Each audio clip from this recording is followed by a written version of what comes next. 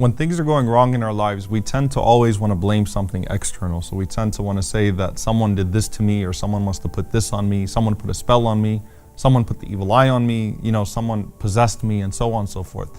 And obviously that's going way too far, and that's exaggerating, and so on and so forth. But is there such thing as a jinn actually possessing a human being actually being possessed by a jinn? It does exist.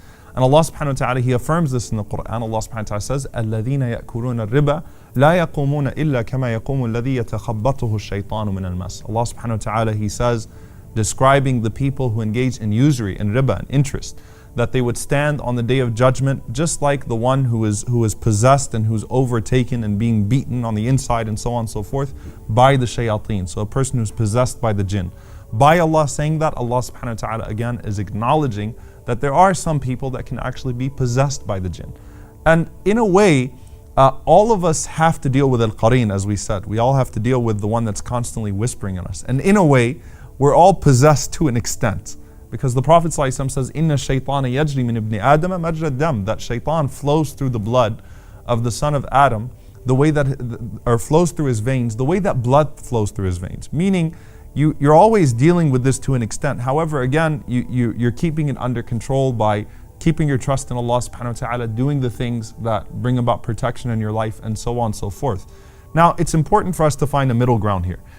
Anyone that has actually dealt with people physically, and you don't deal with people physically through watching YouTube videos, okay? Not everything you see online is actual, but anyone who's actually dealt with people that have had issues with being possessed has seen some incredible things, has seen things that cannot be explained except by these things that are supernatural, right? And again, I'm not talking about the fake stuff. I'm talking about things that are real. Any imam of any masjid actually has had people come into his office and has seen things from people that are definitely supernatural, and definitely people that are dealing with jinn. And then of course you talk to people that are actual raqis, that actually try to extract jinn from people in accordance with the Quran and the Sunnah, and underline in accordance with the Quran and Sunnah, because there's a lot of shady business that takes place there too. And they've seen a lot of things.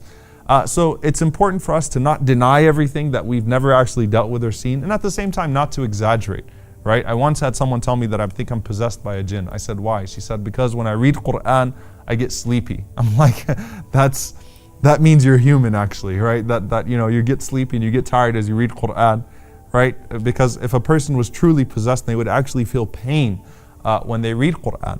So yes, sometimes jinn can possess people, and in fact sometimes jinn can actually speak through human beings, right? And subhanAllah, it's a very frightening experience, and and people have experienced that.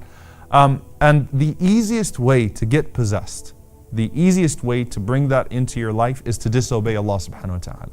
Because when you disobey Allah, particularly when you do something major, like leave off the prayer, the ulama frequently associated a person leaving off prayer with jinn possession. Why? Because you remove the protection of Allah subhanahu wa ta'ala from yourself. Or if you do the major sins, and particularly Allah mentioned, for example, one of the most disgusting sins, which is riba, which is usury.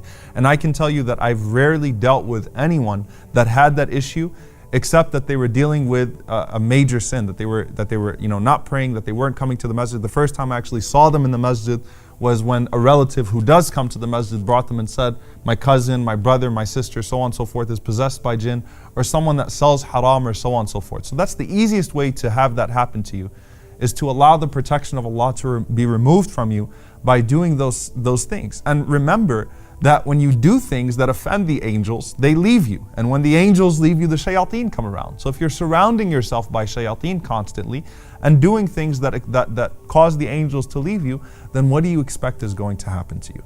Now, if you're doing the things that you should be doing, you're fulfilling your obligations to Allah subhanahu wa ta'ala, you're not engaging in those major sins, then there are a few things that you have to do. Number one, don't entertain shaitan's whispers. Don't entertain shaitan's whispers, whether they're about Allah, right? As we said earlier, that if he comes to you and starts telling you, who created this, who created that, who created Allah, say amantu billah.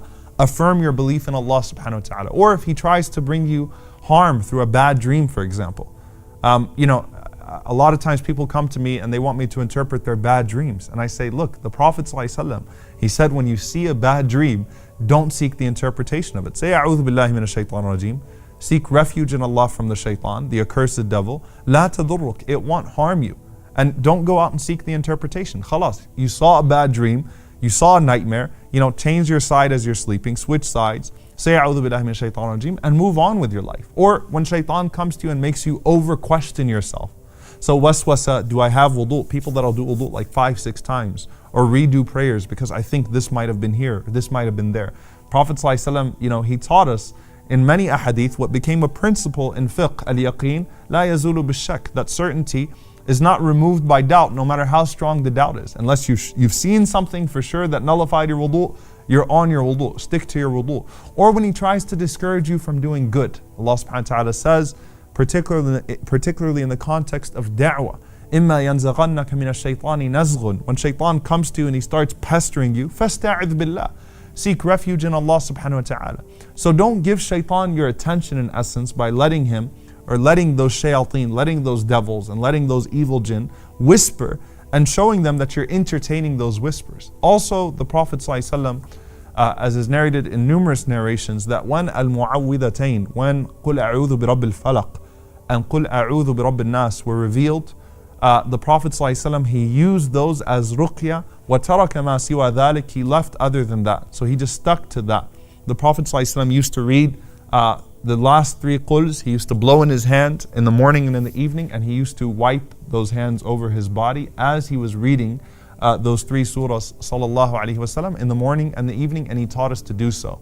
And that's a protection for you. The Prophet ﷺ also said what protects the home from shayateen is the recitation of Surah Al-Baqarah. Surah Al-Baqarah expels the devils from your home. It expels the shayateen from your home, and that's both preventative and it's a cure. Okay, so it's better to do that before you have shayateen in your home, you have devils in your home, but it's also a cure. The Prophet ﷺ, he also mentioned to us, and this is probably the most effective treatment and the most effective way to avoid that happening to you, Ayatul Kursi. Okay, reciting Ayatul Kursi specifically from Surah Al-Baqarah. The Prophet ﷺ said, the one who recites it in the morning will be protected in the evening, and the one who recites it in the evening will be protected until the morning. So recite it so that you can protect yourself. And lastly, and this is not exclusive to anything that I've mentioned so far, but just tied into everything else. Trust in Allah subhanahu wa ta'ala. Remember that we already said when we were talking about divine decree, nothing can harm you except by the permission of Allah subhanahu wa ta'ala. So put your trust in Allah subhanahu wa ta'ala, affirm that trust, do the things that He tells you to do, and know that if Allah gives you a cure, then that cure cannot coincide with the devil or with a disease that's given to you by a shaitan.